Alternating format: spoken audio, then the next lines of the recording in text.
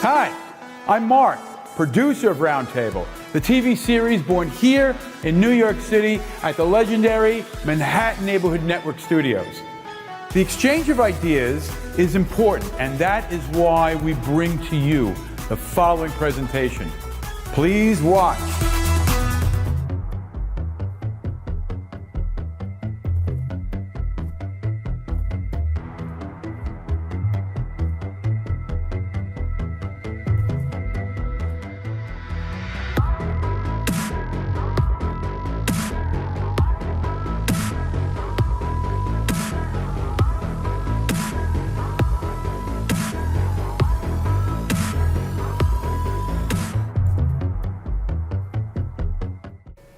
Good evening. Welcome to a single shot at Manhattan Neighborhood Network's Roundtable.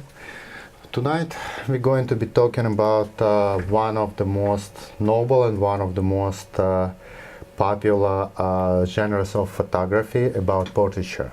And not just portraiture, but relationship between shooting portraits and using digital or film camera.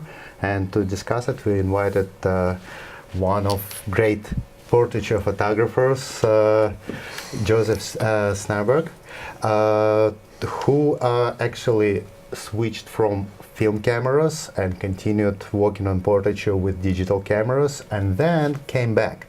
So we're here tonight to find out what happened. Hello, Joseph. Thank you very much for joining us tonight. Nice to be here.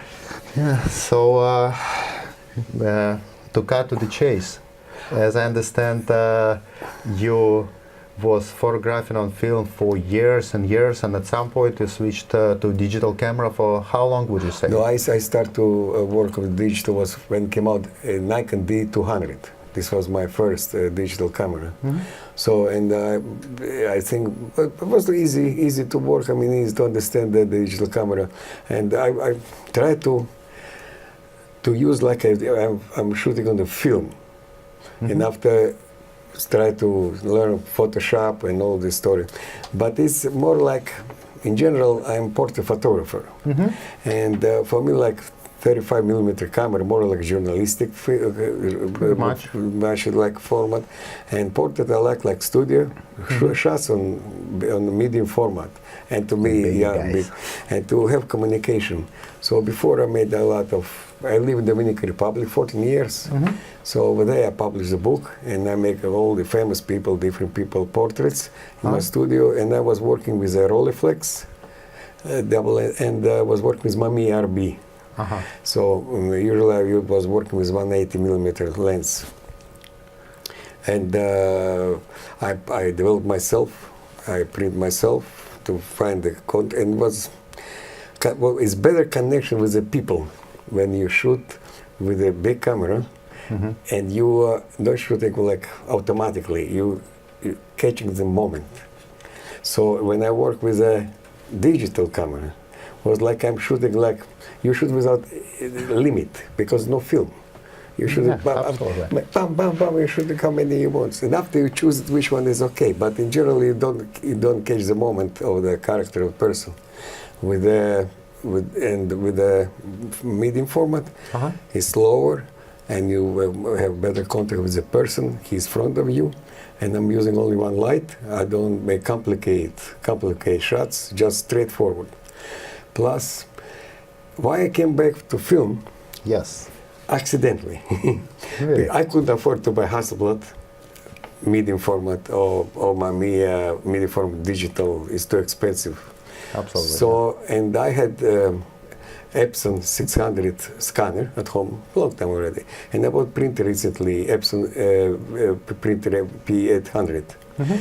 So, and the large size, basically. Large size, yeah. Uh-huh. And I was thinking, 17 inches. Mm-hmm. So, and I was thinking, let me to try to scan my old negative, accidentally, just because I was thinking to keep them to keep them digital by negatives. Also, not to scan the print, but scan negative directly. Negative, uh-huh. Direct negative. And you got good results. I actually remember those Epsons. They was excellent for that purpose. When I saw the results, of scanning, and after I saw when I print and I put on the screen on the Photoshop, on the computer, I was impressed. I was so impressed with the quality of the scanner. So the digital copy had enough details to satisfy even Yes, a discriminatory and cheap. viewer. I don't have to buy digital back for the camera. Oh, indeed, yeah. So I start to I start to look for the Mamiya, to buy Mamiya. So let me see if I understood you correctly. The switch between film and digital was also accompanied with a switch from medium format to 35 millimeters. Yes. And as a studio photographer who is focusing on details, on a character Yeah. of a subject, and who really need to see every tiny dot that is available, Yeah. for you that was one part of the big problem when you was working with digital. Digital, yeah. Yeah. Digital is, I don't know, it's more like, it's some different feelings. But no, digital work a lot because I shoot the beauty shots and the head shots I shoot with the Commercial digital. work. Yeah, for the money, I mean, I shoot. Was okay. I mean, you know, but serious job, or serious, to make serious portrait was different feelings, absolutely different feelings. So I was looking for Mamiya, finally I found it. I bought one from eBay. I sent back, didn't work properly. Old one, lens was bad. I bought another one from another place. Again, it was problem with the camera. I sent back, and finally a friend of mine was selling the RZ with the 3 lenses. Wow. I thought, Legendary okay, equipment. please sell me. So, and I've sold it, and he sold it. Now I'm trying to do the jobs, I mean, for myself, not commercially, but find the nice people, interesting people to shoot portraits. Oh, I myself is actually from a generation of photographers who have very limited exposure to film photography. So for me, film is actually exotic one in terms of personal experience, and digital is what I naturally know and what I naturally work with. So if we talk in binary terms, yes or no, the answer is obvious. You chosen that film is better for you. But if we will go a little wider and just talk about how differently it feels, what is different in the way process work for you between film and digital? I'll tell you something. Film, I see film, right? And I try to print from the, okay, when I scan and I see on the screen, I see the image, I try to print same way if I print through a larger. Naturally, yeah. It's same feelings. I mean, no, if I have digital image to print, this one thing. Digital, 100% digital with digital camera. But when you have from film digital, you scan, it's different. I don't know.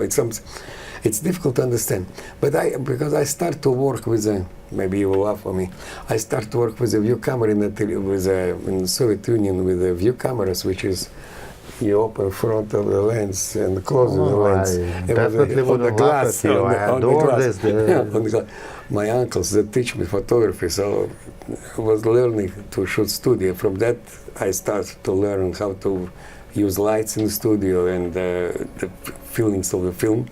And usually I like the big format, that's the 35 millimeter. 35 millimeter, I shoot fashion, for example, in the Soviet Union, I shoot 120. I'd never shoot on the 35. Plus was better printing in the magazine from wide film. So it's good films on the film. Oh yeah. By the way, I see like I watch on YouTube and everything places. A lot of young photographers now moving to shoot they're shooting in the film. Well, it's kind of a commonplace for film photographers to move to digital. I hear about it every day, and it's actually the whole movement of young photographers who switching from digital they use to film for various reasons. Some just out of curiosity, some because they actually know what they want from film. Yeah. But this double switch is something that doesn't come. You mean before the film come to digital and get come to the back film. to film after trying But it. now you better appreciate the film because from all experience. And now I work with how many years? I work maybe 10 years on the digital, something like this. So I work on digital 10 years. When I find out the way to do it cheaper, and to work on film. So I feel, why not? You know, it's better quality, better films. You shoot with portrait, you look on it, you know, the viewfinder from the top.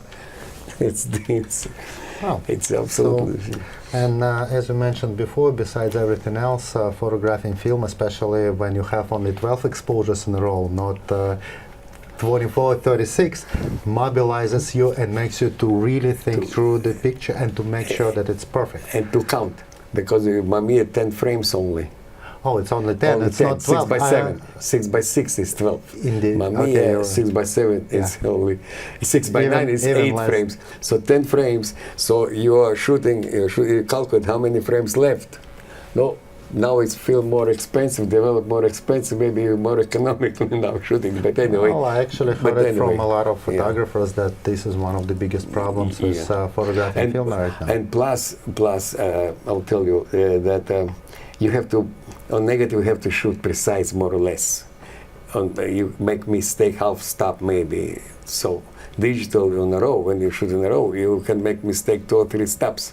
You can change after that, you know, like color negative, for example. Well, absolutely, yeah. And well, in my understanding, the biggest difference between film and digital, on film you better overexpose, on digital you better underexpose. Well, we'll get back to this thought after this quick break. Yeah.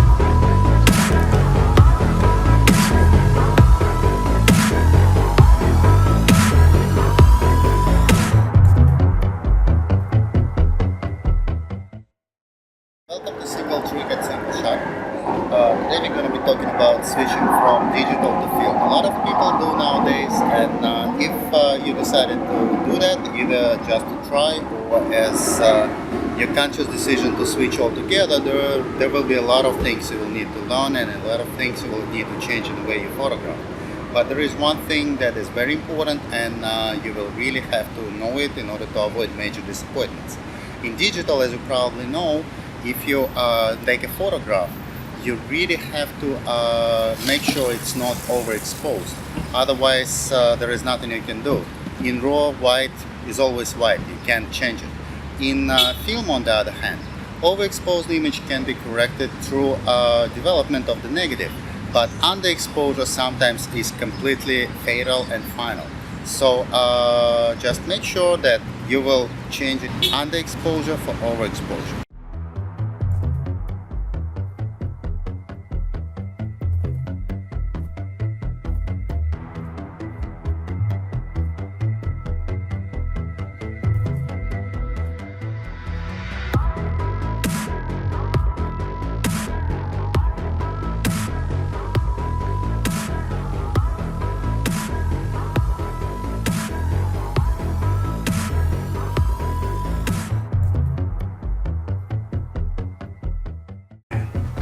All right, we're back, and we started our first section with talking about photographing on film, but there is another aspect which differentiates film photography from digital, especially when it comes to portraits. When you got this shot, it's only halfway through. Then there is a development, and some photographers just don't bother themselves, especially the younger ones we mentioned before. But I know that Joseph actually does it himself. He develops his own pictures and he prints him. No, this moment, no. I will tell you why. Because before, like in the Dominican Republic and Soviet Union, and I developed myself. I developed film. I print myself. And after that, when I came from the Dominican Republic, I started to work in modern age in photo lab with printing black and whites. I was one of the best. But easier to give now to the photo lab to develop than to buy chemicals. And plus now it's situation at home, you know, to darkness and that, but to buy equipment. So easier, I try to shoot exactly exposure, and I'm giving to develop the Dugal. By the way, people with whom I worked before, they're working now in Dugal. Right. So only you have to wait 2 days, 3 days until they develop. But it's quality, how I see quality is perfect quality. They work very nice. They're very nice developed. And it's less headaches. Oh, indeed it is. Because if already existing, why you do it yourself? Because I don't change. For example, if you make some tricks, and you want to develop yourself to make overdeveloped or underdeveloped or play around with negative to it, this different story. Yeah. But if everything is like standard, on the timing and exactly same developing and same exposure and everything same, so I don't want to bother with that. Let them to develop good quality, and after that I work on computer. Oh, this is actually a very sober way of looking at it. But another problem now, I'm still experimenting with the printing because I'm looking on luster paper better or matte paper better quality. This I'm still learning which paper to use for the Did you portraits. give a chance to metal? Metallized paper. No, because you're Not using the thing? already this. I don't look effects. I look the quality. I mean quality of the printing. Because when I print myself prints, for example, I always print on semi-gloss. I mean double paper, double weight papers. Okay, was that time was very important, very popular Linford paper.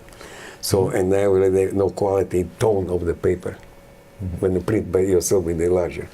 Here, the same way, I still don't. I have to experiment more to print semi-image on the luster paper, on the matte paper, different paper, and to see which paper is better for this type of the work. So your style is basically archival style. Archival style. Okay. That's the most respected one we know in photography at the moment.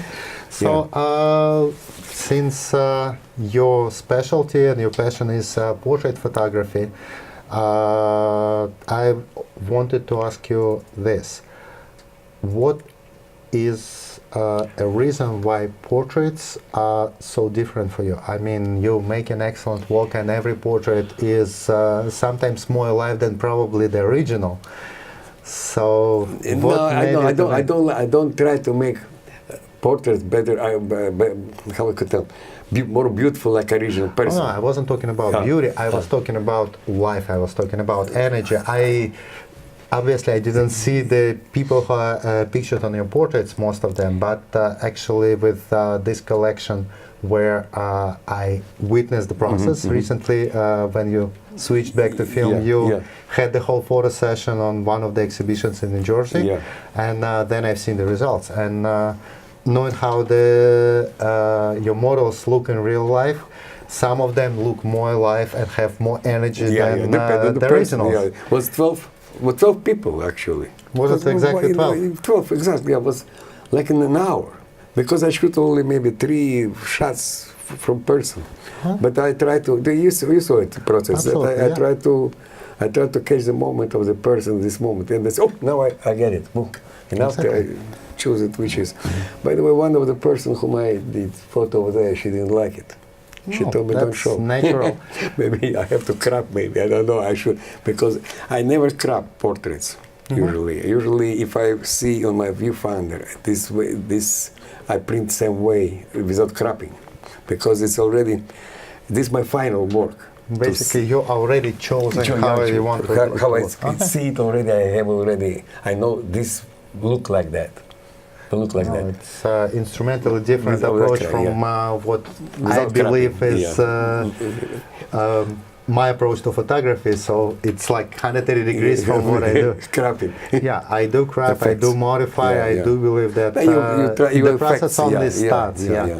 But that's probably one of the biggest challenges of portraiture photographer. No matter what you do, there would be a moment when somebody would look and say, I can't look at myself. Why I will tell why big photographers, great like David Bailey or Richard Avedon, for example, they always print their prints with a black frame around.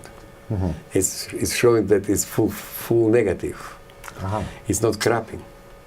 Well, could be person on the side, could be persons, some composition, maybe wrong composition, but still you have the image, no crop.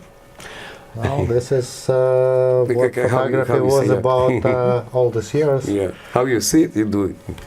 Yeah, but in other words, like we talked before, by the way, okay, you shoot a person twice, 3 times, 5 times, and after you have to choose Oh yeah, I actually wanted to take the- another look at those. Because I have an images, example yes. that I did it this person. Yeah, sometimes it's not about which one is better. I don't know which Sometimes one it's is- just either one can be chosen. I don't know which one absolutely, yeah. is better. I mean, not better, but Yeah, I definitely Yeah. would have had time to make a selection. They both show personality, and it's actually two completely different and pay personalities. attention, you see black border. Yes, It's full frame. absolutely. Full frame. I crop. Yeah. They had people tell, why are you cropping in my head? I told, listen, I'm in the passport photo. This is, if I will be full head, you will not see the expression in the eyes. Well, absolutely. So you have yeah, to some place to there find is definitely more to see in the eyes than on the forehead. Yeah. As I understand, this is one of the works that was made during the time period you lived in the Dominican Dominican Republic, Republic, yeah. and at the same time when you made this same book, yeah. which, as I understand, have everybody who was anybody in San Dominican Domingo Republic, yeah, absolutely. at that time period. Start with the president and finish with how it's called, some maybe I don't know, no, not so low people, Art not so low elite, people, but the prominent figures of the figures, society, absolutely. everybody. And this was it was collector item now in this book. Well, I would actually ask you, how did you get an access to all these people that actually know how it started? But you might share it You with see, our viewers. I moved to the Dominican Republic. I went to the bar. I bought a bar. It was a very popular bar, if I can mention. Was named Raffles. So and I played different music over there. I didn't play merengue, Dominican music. I played blues, rock and roll. So American music. American music was American bar.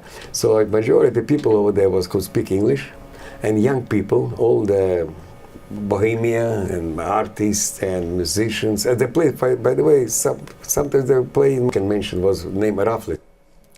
Hello, Alex AG from Single Shot is here with yet another single trick. Today I want to tell you about front aperture. Everybody for some reason believes that aperture have to be in the middle of the lens, and I did so also. But at one point I've seen on eBay lenses that was actually made with aperture in front of them for conspicuously, and I started to look into it, and indeed you can have a lens that works just like this. Basically have it right in front of it, and it doesn't affect the way photograph is appearing. It's a little bit counterintuitive, but that's actually the truth. But what is useful about it, if you have a piece of paper with shape in it, you can put it in front of the lens, and your highlights will be right in the shape of what this piece of paper is. Single trick, watch us on YouTube.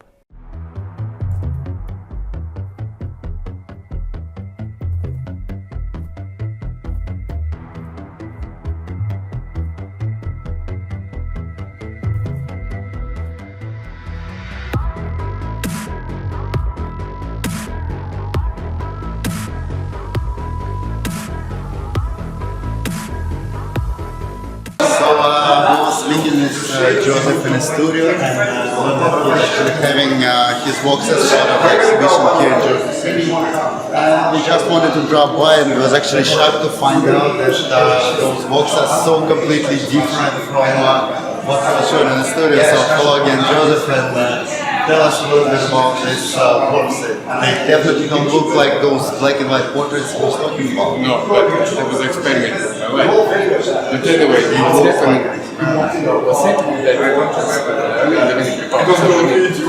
So there was a big exhibition in Canada. So in the barrio, official exhibition.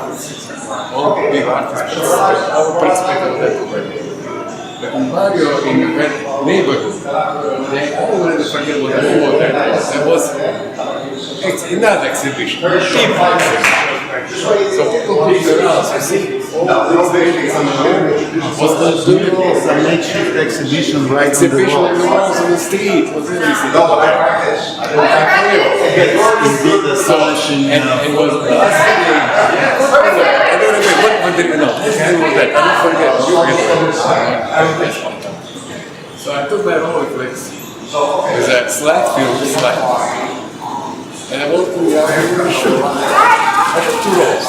It's Let's talk about development. yeah. So this was slide film. And developed as 31. So developed perception was very complicated. Opposite. Negative slide. Very soft.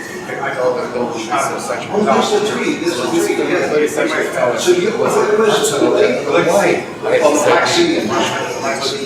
you see, there's no machine. I was but when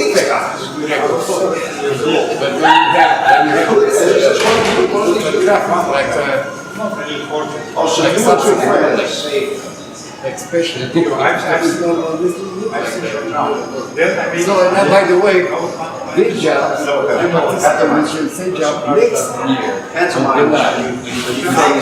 they won't want you to work for the permanent exhibition, for permanent collection museum. I was first of all foreign photographer who the whole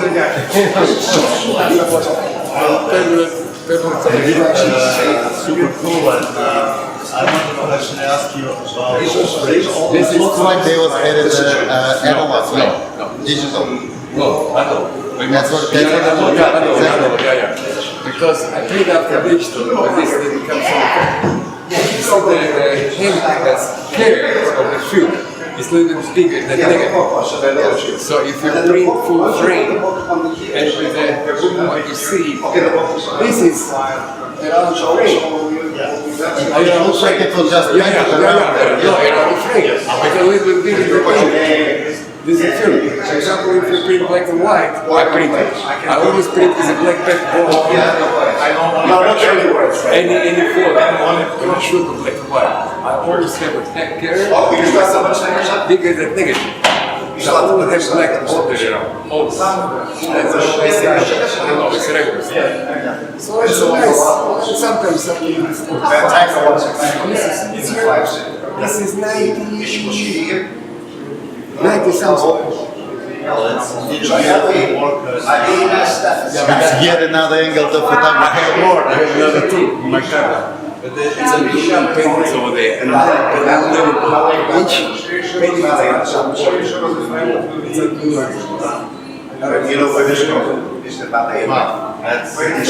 So this was beautiful to see a completely different angle of the artist we already knew so well. Thank you very much. Experiment. You're very welcome. You're very welcome. Okay.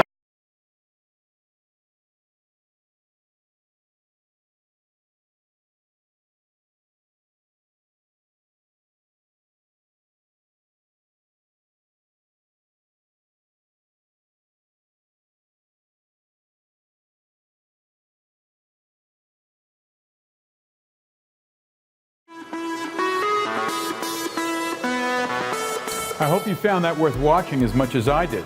I'm Mark for Roundtable. Thanks for watching. See you next week.